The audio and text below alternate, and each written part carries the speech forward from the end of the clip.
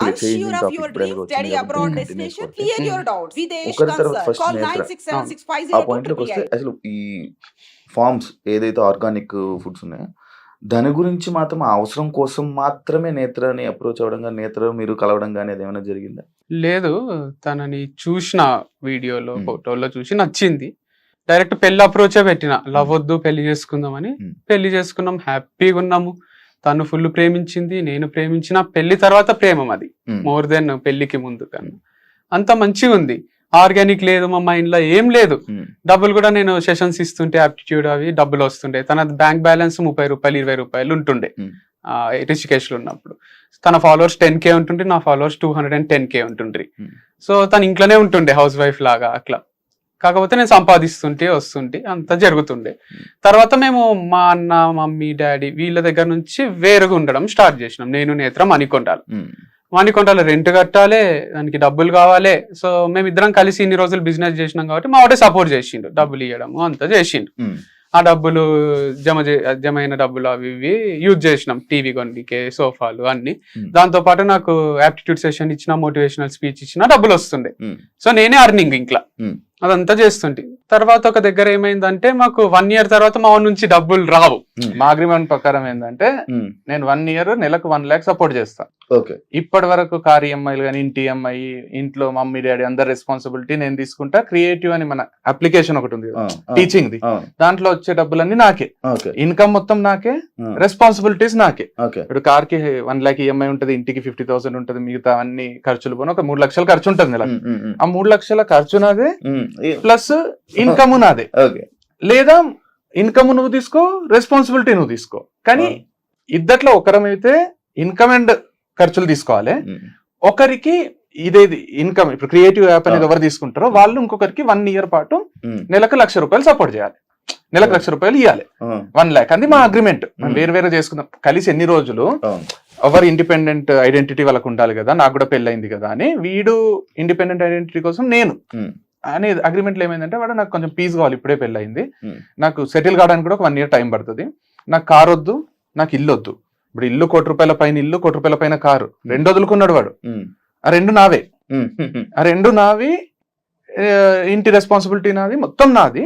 ఆ 2 నాకు ఇచ్చేసి వీనికి నేనేం చేయాలి, 12 లక్షలు నెలకు 1,00,000 రూపాయలు చొప్పున 12 లక్షలు 12 నెలలు సపోర్ట్ చేయాలి. అట్లా ఇంటికి బయటికి పోయి నెలకు 1,00,000 ఇస్తుంటే.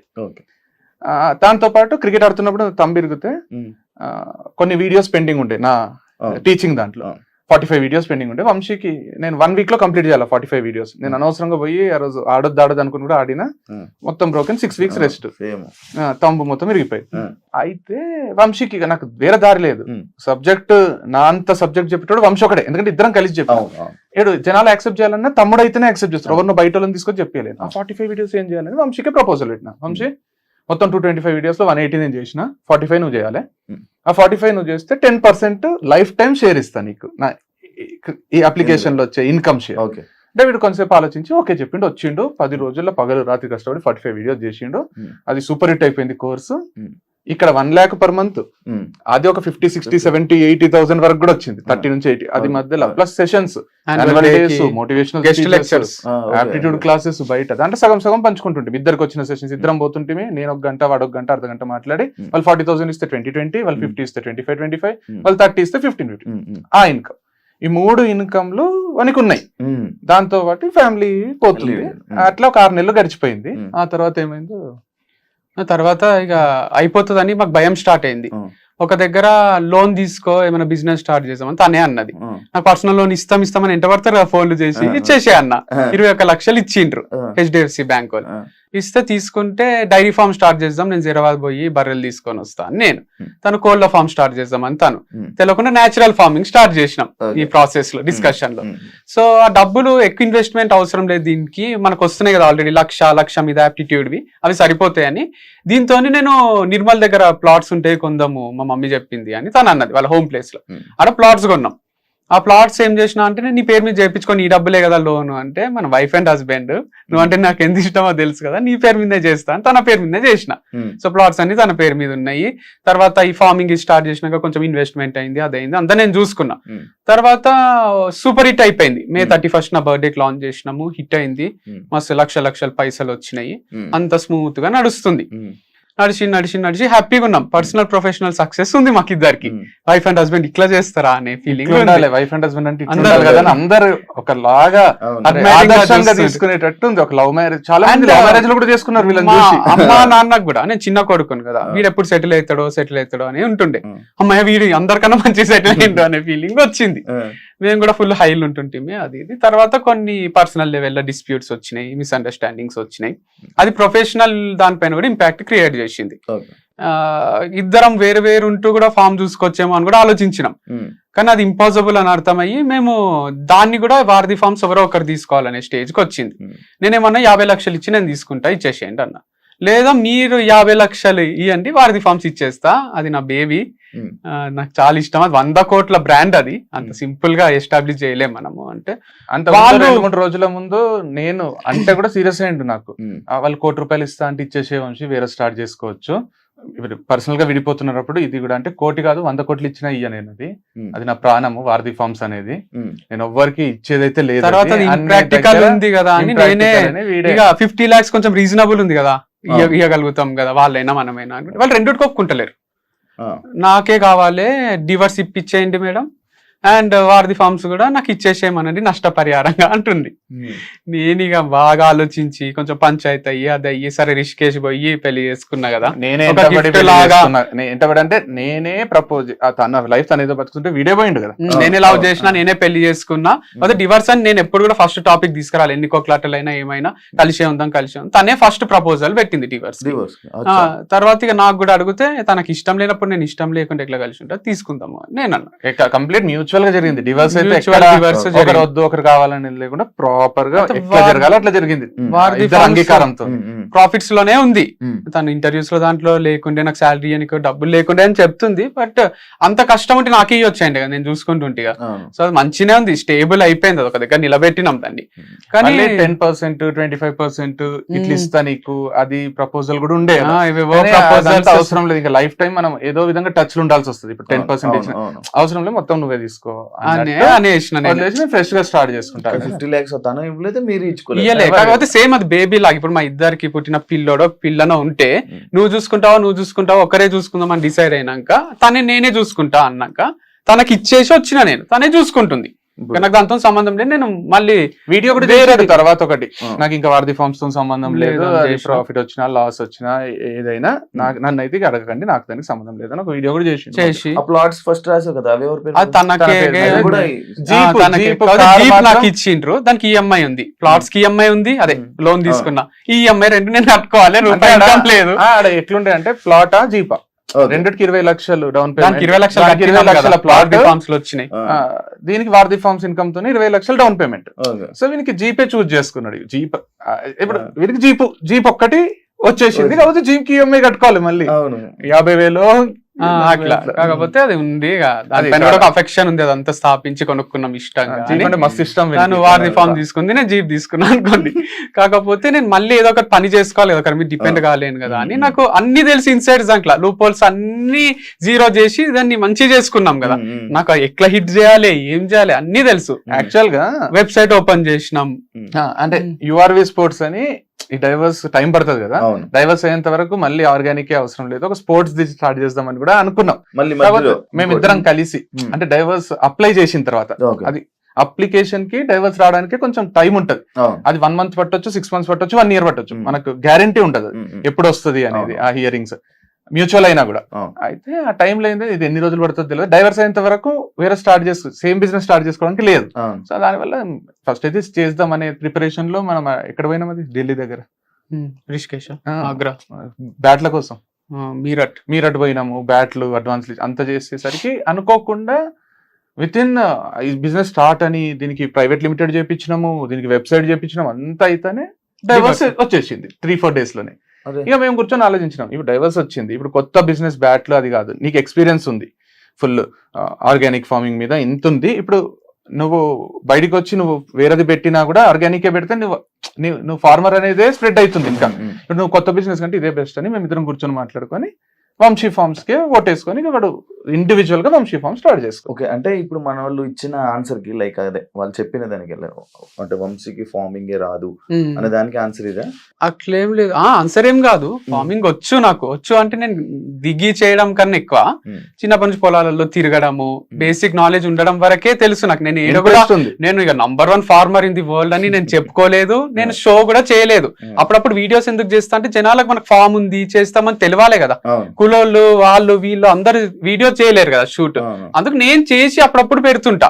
అంతేగాని అక్కడ ఎక్స్పర్ట్ ని పెడుతున్నా నేను. ఒక ఎక్స్పర్ట్ ఉంటాడు, ఆయన అంతా మేనేజ్ చేస్తుంటాడు.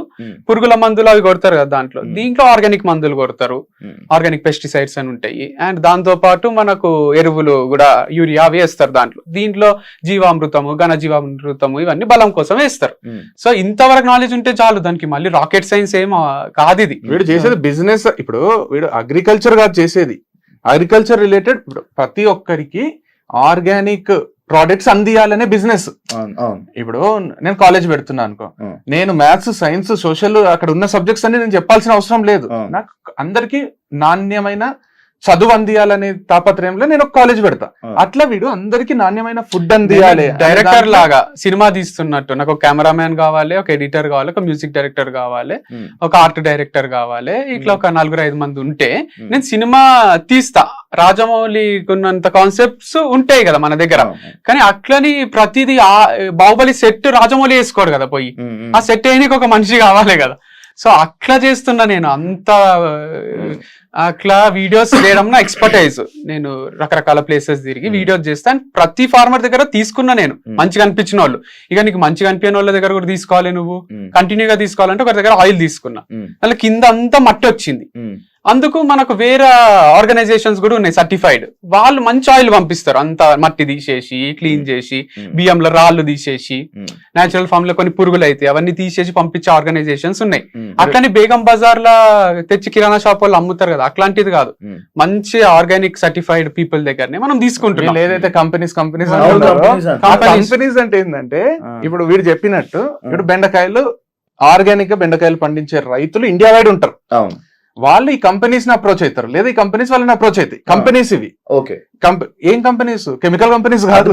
మంచిగా వీళ్ళు ఏం చేస్తారో బెండకాయలని తీసుకొచ్చి దాంట్లో పురుగులు ఉన్నాయి తీసేసి మంచి చేసి దానికి సర్టిఫై చేసి ఇది ఆర్గానిక్ అని టెస్ట్ చేసి పెడతారు. ఆ కంపెనీస్ నుంచి మనం తీసుకొని మనం ప్రజలకు అందిస్తున్నాం. ఎందుకంటే మనం ఒక ఫార్మర్ దగ్గర పోతాం, అన్న మేము కొట్టలేదు, అసలు ఒక్క మందు కూడా కొట్టలేదు అంటారు. మనకు డౌట్ వస్తుంది మందు కొట్టి. ఆ కంపెనీస్ ఏంటంటే అన్ని టెస్టులు చేసి అట్లాంటి సర్టిఫైడ్ కంపెనీస్ ఉన్నాయి ఇండియా వైడ్. వీడేం చేసిండు, దాంట్లోనే బెస్ట్ దగ్గర నుంచి కొన్ని తీసుకొస్తున్నాడు. ఎందుకంటే ఫార్మర్స్ అన్ని సప్లై చేయలేరు కదా, 24/7 ఇయర్ 365 days అందరు ఫార్మర్స్ అన్ని సప్లై చేయలేరు. కాబట్టి వీళ్ళ ద్వారా ఇంకా బెటర్. అది ఇదన్నా మనం డౌట్ చేయొచ్చు, ఫార్మర్ దగ్గర ఒకరి దగ్గర పోతాము తీసుకొని వస్తాము, అది ఆర్గానిక్ కాదంటే మనం అంత కనుక్కున్నా కూడా కంపెనీస్ అవి దాని వెనకాల కూడా పెద్ద సిఇఓలు ఉన్నారు, XIAS ఉన్నారు, అందరు ఉన్నారు దాని వెనకాల. సో ఇదేదో ఊరికే స్టార్ట్ చేసింది కాదు. అండ్ ఇది నేను స్టార్ట్ చేసింది కూడా 1-2 సంవత్సరాలు సంపాదించుకొని దుబాయ్ పారిపోదామని కాదు. నేను 40 ఏళ్ల తర్వాత కూడా ఇది ఉండాలి వంశీ ఫార్మ్స్, నా పిల్లలకు కూడా ఉండాలి అనే ఇమాజినేషన్ లో స్టార్ట్ చేసుకున్నది. సో వీళ్ళు ఏదో ఫ్రాడ్ చేస్తున్నాడు అది ఇది అంటే నాదే మూత పడుతుంది కదా అట్లా చేస్తే. ముగ్గురు, ఒక అమ్మాయి తర్వాత నేత్ర అయిపోయిన తర్వాత మళ్ళీ ఇందు తర్వాత ఇప్పుడు కొత్తగా అమ్మాయి పేరు ఏదో ఉంది, అర్పిత.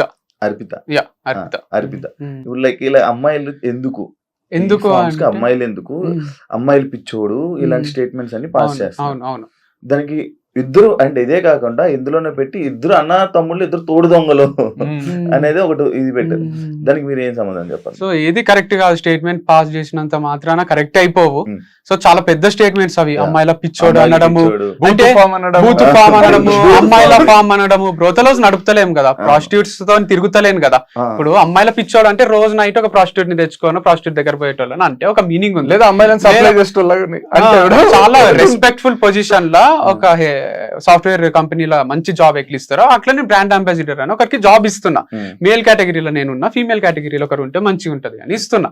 సో అంత సింపుల్ ఉంది. వాళ్ళు కంఫర్టబులే ఉన్నారు నాతో, నేను వాళ్ళతో కంఫర్టబులే ఉన్నా. వాళ్ళకి ముందే చెప్తున్నా ఫ్రెండ్లీగానే ఉంటేనే వీడియోస్ మంచిగా వస్తాయని. ఫ్రెండ్లీ అంటే హగ్ చేసుకోవడము, సైడ్ హగ్లు ఇచ్చుకోవడము, లేదా డైరెక్ట్ పెట్టుకోవడం కాదు.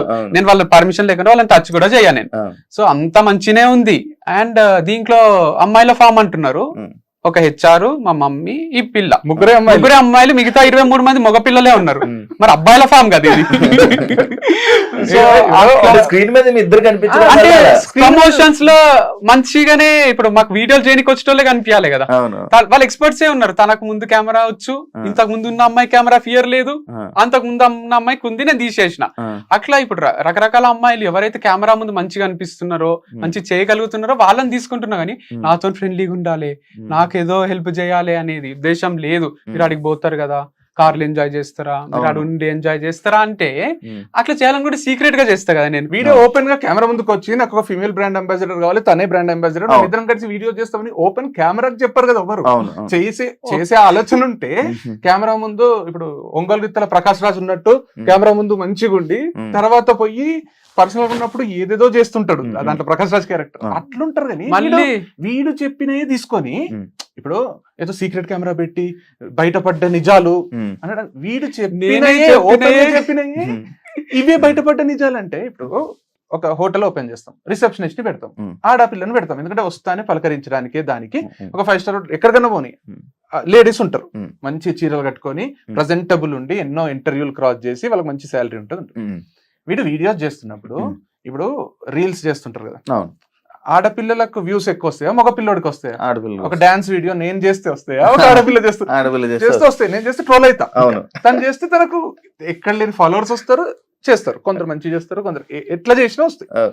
వీడు ఇప్పుడు ఒక ప్రోడక్ట్ ని 10 మందికి రీచ్ అయితే మంచిదా, 100 మందికి రీచ్ అయితే మంచిదా అనే దాంట్లో నేను ఒక్కడిని చేస్తే 10 మందికి రీచ్ అవుతుందేమో, తనతో చేస్తే 100 మందికి రీచ్ అవుతుందేమో అని శాలరీ ఇచ్చి ఒక ఎంప్లాయ్మెంట్ కల్పించి ఇద్దరు కలిసి చేస్తే చూడడానికి ప్రెజెంటబుల్ ఉంటుంది, కొంచెంసేపు చూస్తారు, లేదా ఎవరికైనా షేర్ చేస్తారు. దాని వల్ల ప్రోడక్ట్స్ రీచ్ అయితే మంచి ప్రోడక్ట్స్ అమ్మేది ఏమి డ్రగ్స్ లేకపోతే ఇంకా కల్తీ ఏదో కాదు కదా. ఆర్గానిక్ ప్రోడక్ట్స్ ఎంతమందికి రీచ్ అయితే అంతమందికి హెల్త్ ఉంటుంది, మనకు కూడా ఇన్కమ్ ఉంటుంది. బిజినెస్ వీడు చేసేది, వీడేమి సమాజ సేవ కూడా చేస్తలేడు. వీడు ఎంత క్లియర్ గా చెప్తున్నాడు అంటే, అరే ఇద్దరు కలిసి చేస్తే ఒక సెకండ్ ఆగుతారు, అరే ఏముందో నెక్స్ట్ ఏం చేస్తారో వీళ్ళు. వీని డ్రెస్ ఒకటి ఉంటుంది, ఆమె డ్రెస్ ఒకటి ఉంటుంది, నెక్స్ట్ అటైర్స్ మారుతుంటాయి, ఒక ఇంట్రెస్టింగ్ కాన్వర్సేషన్ వస్తుంది. ఒక్కడే చేసి ఈ రోజు మా ఫామ్ లో మామిడికాయలు వచ్చినాయి మీరు కొనుక్కోండి, నెక్స్ట్ రేపు ఈ రోజు మా ఫామ్ లో హనీ వచ్చింది కొనుక్కోండి అంటే, ఒక స్టేజ్ తర్వాత చూడకపోతే అరే ఏమొచ్చింది వంశీ ఈ రోజు ఫామ్ లో, ఈ రోజు హనీ వచ్చింది చాలా బాగుంది కావాలంటే నువ్వు టేస్ట్ చేయి. ఒక సీన్ క్రియేట్ అవుతుంది కదా సినిమాలో, ఒక సీన్ ఒక అడ్వర్టైజ్మెంట్ క్రియేట్ అవుతుంది. వీడు అడ్వర్టైజ్మెంట్ చేస్తున్నాడు కదా వీడి ప్రోడక్ట్ అని. అడ్వర్టైజ్మెంట్ చేసుకోవడానికి ఆడపిల్ల ఉంటేంది అసలు, వాళ్ళు ఎవరు? అరే వీడు ఆడపిల్లతో చేపిస్తున్నాడు, నీకేమైతుంది? ఇద్దరు కలిసి ఉంటే బాగుంటది కదా అని చేస్తున్నాడు. దానికి కూడా నువ్వు ఆడపిల్లని తర్వాత ఆడపిల్లని మారుస్తున్నావు అంటే, నెలకు ఒకరు మారుతారేమో, ఈ జాబ్ నచ్చక వాళ్ళు నచ్చక మనమే తీసేస్తాము, ఏమైతుంది?